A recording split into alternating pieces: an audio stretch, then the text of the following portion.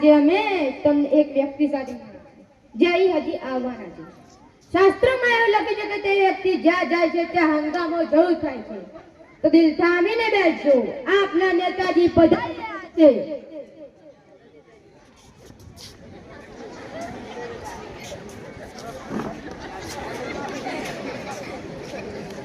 જે અહીં આવેલા મહેમાનો ભાઈઓને નમસ્કાર. જે રિક્ષામાં ઢૂસીને આવ્યા એઓને નમસ્કાર. અને ભાઈઓને પણ નમસ્કાર અને બહેનોને પણ નમસ્કાર. હું સીએમ પદનો ઉમેદવાર છું અને આ મારો અસાઇનમેન્ટ છે. અસાઇનમેન્ટ નહીં નેતાજી, અસિસ્ટર કહો અસિસ્ટર. નેતા તું શું કે હું? સોરી નેતાજી. અને આ મારા સિક્યુરિટી ગાર્ડન છે. ગાર્ડન તો બધી જગ્યાએ હોય નેતાજી, પણ આ તો સિક્યુરિટી ગાર્ડ છે. નેતા તું શું કે હું? સોરી નેતાજી. આવો નેતાજી, સ્થાન ગ્રહણ કરો. અલે ભાઈ તું સ્થાન ગ્રહણ કરવા જશે પણ ખાટલો તો છે જ નહીં. નેતાજી આ સ્ટુડિયો છે, અહીં ખાટલો નહીં ચેર હોય, જુઓ તો ખરા. આ ચેર વાળિયા શું? એનો ખાટલો નેતાજી. કોણ છે?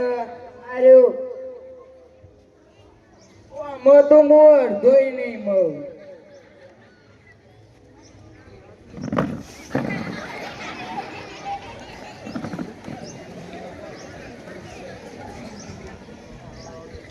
બેસો બેસો નેતાજી, કશું નથી થયું, ચેર લપસી ગઈ હતી. તો ચાલો નેતાજી, હવે તમારું ઇન્ટરવ્યુ સ્ટાર્ટ કરીએ. શું ગાડી સાથે સ્ટાર્ટ કરવા જોશો? શરૂઆત નેતાજી. ઓ શરૂઆત. તો કહો નેતાજી, તમારો જન્મ ક્યાં થયો હતો?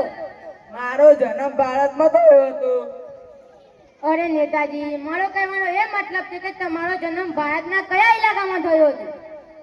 અલ્યા ભાઈ ઇલાકો તો કૂતરોનો હોય, હું તો ઇજ્જતદાર આદમી છું. મારો જન્મ ઘરે થયો હતો.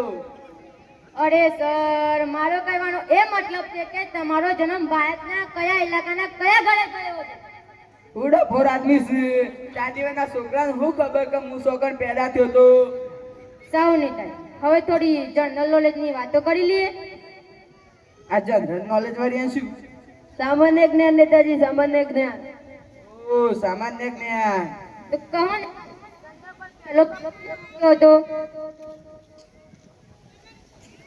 ચંદ્ર ઉપર પહેલો પગ અમર સ્ટારને મૂક્યો હતો. અમર સ્ટાર નહીં નેતાજી, આર્મસ્ટ્રોંગ ને મૂક્યો હતો. નેતા તું શું કે હું? સોરી નેતાજી.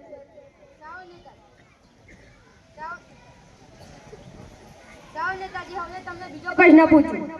ચંદ્ર પર બીજો પગ કોને મૂક્યો હતો? હું બેવકૂફ માણસ છું. એ તો હું લંગડામાં ગયો હતો, એક પગ બીજો પગ એને જ મૂક્યો હોય કા? ઠીક છે, થોડી હવે રાજનીતિક વાતો કરી લઈએ. હવે તમે એ કહો કે તમારી ગવર્નમેન્ટ કેવી ચાલે છે? આ ગવર્નમેન્ટ વાળી શું? સરકાર નેતાજી, સરકાર. ઓ સરકાર. અમારી સરકાર તો રામ ભરોસે ચાલે છે. રામ બોલે છે મતલબ કે ભગવાન બોલે છે? ના ના, આ જયરામ ભરોસે. એ કઈ રીતે? બધું કોમ એ જ કરી લેશે, ખાલી મારા અંગૂઠો જ મેકવાનું હોય છે અને અંદરનું કોમ સાથે ચાલી જાય. ઠીક છે નેતાજી, હવે તમે એ કહો કે તમારો ડેમોક્રેસી વિશે શું વિચાર છે? આ ડેમોક્રેસી વાળી શું? લોકતંત્ર નેતાજી, લોકતંત્ર. ઓ પ્રજાતંત્ર. તો સાંભળો, પ્રજાના દ્વારા એસી કી દેશી એટલે જ મૂક્યો છું ડેમોક્રેસી. સાવ નેતાજી, હવે તમે એ કહો કે તમે જનતા માટે શું શું કર્યું છે? શું કર્યું છે? કઈ પણ કહી દો નેતાજી. અમે 3-4 ચાદરો અઢાડી હતી. જનતાને? ના ના, ગાય ભેંસ અને જાનવરોને. મતલબ કે તમે મત તો લેશો જનતા પાસે અને ચાદર ઉડાડો ગાય ભેંસો. ભાઈ જાનવરોને ચાદર નહીં ઉડાડીએ તો ઠંડીનો મરી જશે અને દૂધ પણ એમનું જ પીએ છે ને. ઠીક છે નેતાજી, હવે તમે એ કહો કે ગયા મહિને તમારા ગામમાં જે આગ લાગી હતી તેમાં તમારી શું ભાગીદારી હતી? ગયા મહિને અમારા ગામમાં આગ લાગી. જેટલા લોકો ગાલ ગયા હતા ઇવન મેં મોણો ગાલી દીધા. જેટલા લોકો મરી જતી હોય દવાખાનામાં. અને હાલ જીવતા કરવાની કોશિશ ચાલુ છે, વૈજ્ઞાનિક બોલાવી દીધા છે. એમ વાત છે. હા, અને જેટલા લોકો ગાલ થાય 50 રૂપિયા સા આપી, જેટલા લોકો મરી જાય 10 રૂપિયા સા આપી, થી વધારે હું કરી શકતો નહીં. કોઈ ધન્યવાદ. ઠીક છે નિરાજી. હવે તમે એ કહો કે તમારું ચૂંટણીનું ચિહ્ન શું છે? મારે ચૂંટણીનું ચિહ્ન ચોરી કરે ચપ્પલ. ચોરી કરેલું ચપ્પલ? હા, આ કેવી વાત છે? સારું નેતાજી, હવે તમે એ કહો કે તમારો પાર્ટીનો શું સંદેશ તમારી જનતાને આપવા માંગો છો?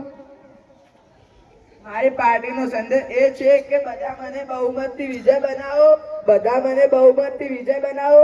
જે ચા કોફીથી ન માને અને દારૂ પીવડાવો.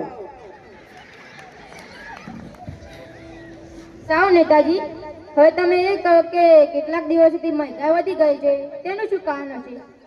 શું કારણ છે? એ પણ કહીને વાત બદલી દો નેતાજી. હું બદતમીઝ આદમી છે, ક્યારનો મગજ કોઈ છે? બીજે લગાઈ દેતો હોય તો પ્રશ્નો ઉપર પ્રશ્નો જ પૂછે જોઈશે. નેતાજી આ સ્ટુડિયો છે, કોઈ બાર કે ક્લબ નહીં તો ડીજે લગાવી દઈએ. આપો તમારો મોબાઈલ આપો. કેમ? મારી રામવાદીને વાત કરવી છે. આરામત મારું બહેરું છે, તારે શું કામ છે? જોઈ લે ફરી વખત જોવા નહીં મળે. હેલો રામવતી, જોઈ લે અહીં જીટીવી નીડી બધા જ કેમેરા લગાવેલા છે. હું કઈ ચેનલમાં હારો લાગુ છું? અરે વત્તમે આદમી નંબર જોઈને તો ડાયલ કર. ભાઈ આ તો તારું પણ લાગી ગયો છે. અરે આ તો મારો બૈરાનો નંબર છે. સોરી આ તો કોક ગધેડો છે.